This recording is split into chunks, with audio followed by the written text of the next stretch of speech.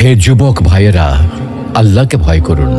ওই ভয়াবহ দিবসের কথা স্মরণ করুন যেদিন আপনার জীবনের সব সুখ ও আনন্দ বিলাসকে ধূলিসাৎ করে দেবে। সেই দিনের কথা স্মরণ করুন যেদিন আপনি হবেন নির্জন কবরের একা বাসিন্দা।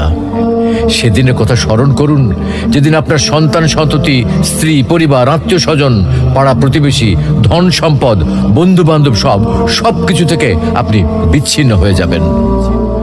কবরের সংকীর্ণতা ও ঘুটঘুটে অন্ধকারের কথা কি আপনার একবারও মনে পড়ে না? কবরের বিভীষিকাময় ও ভয়ঙ্কর অবস্থা কি আপনার স্মরণ হয় না? কবরের শাস্তির ভয় কি আপনার অন্তরাত্মা প্রকম্পিত হয় না? মুনকার নাকির ফেরেশতার দয় প্রশ্নের সঠিক জবাব কি আপনি দিতে পারবেন? একথা একবারও কি ভেবেছেন? অনুরূপভাবে কবরের অপুরন্ত সুখ ও অনাবিল শান্তির কথা কখনো কি আপনার হৃদয় পটে জাগ্রত হয় না? তাই বলছি, হে যুবক ভাইয়েরা, আর দেরি না করে দ্রুত ছুটে আসুন মহান আল্লাহ রাব্বুল আলামিনের বিশাল ক্ষমার দিকে, মহান আল্লাহ রাব্বুল আলামিনের রহমতের দিকে, মহান আল্লাহ রাব্বুল আলামিনের অনুগ্রহের দিকে।